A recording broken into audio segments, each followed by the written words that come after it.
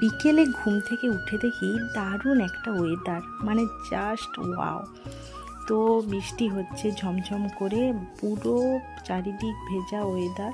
তো ভাবলাম একটু চাই করি। তোমাদের দাদাভাই এখনও ঘুম থেকে ওঠেনি, তো দুজনেই তো খুবই চা প্রিয়। তো ওকে ঘুম থেকে ওঠার সঙ্গে সঙ্গে চা দিলে খুবই খুশি হয়ে যাবে। তার সঙ্গে সঙ্গে মেয়ে ঘুম থেকে উঠে পড়েছে, তো ভাবলাম মেয়েকে একটু ম্যাগি বানিয়ে দিই।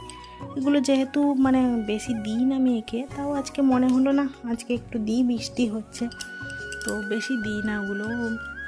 তারপরে চলে গেলাম, চা হয়ে গেছে, তোমাদের দাদাভাইয়ের জন্য চা গড়িয়ে নিয়ে গেলাম। আমি আমারটা একটু পরে হবে, কেননা মেয়ের ম্যাগিটা হয়ে গেলে ওকে দিয়েই তারপর আমি আমারটা নেব।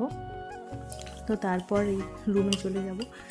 হ্যাঁ, কোনো রকম তোমাদের দাদাভাই তো দেখে খুশিই হয়ে যাবে। এই যে দেখো মুখটা একটু দেখো, ঠিক আছে, কেমন খুশি। ঘুম থেকে উঠেই চা পেয়ে গেছে হাতে, তো এর থেকে আর ভালো কিছুই নেই। তারপর আমি চলে গেলাম আবার রান্নাঘরে। তারপর মেয়ের জন্য ম্যাগিটা নিয়ে এলাম। মেয়ের এবার খুশিটা দেখ, তো যেটা মানে খাওয়াতে গেলে খাবার মানে ফোন দেখিয়ে, মানে যেখানে আধ ঘন্টা লাগে সেখানে এক নিমেষেই এটা শেষ হবে, আর কোনো আমাকে ঝুট ঝামেলা ছাড়াই কোনো খাওয়াতেই হবে না। তো তারপর আমি আমার নিজের চাটাই নিয়ে এলাম। তারপরে এই বসে বসে দুজনে একটু কথা বলছিলাম আর খাচ্ছিলাম। আর তোমাদের দাদাভাই বলছিল চাটা না হয়ে আজকে একটু ব্ল্যাক কফিটা হলে খুব ভালো হতো। তো আমি বললাম কালকে নিয়ে এসো, করে দেবো।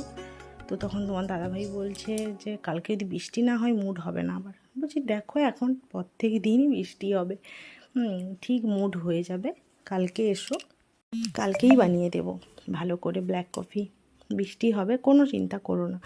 তো এইটা নিয়েই দুজনে হাসাহাসি হচ্ছিল। তো ঠিক আছে, গুড ইভিনিং, টাটা সবাই।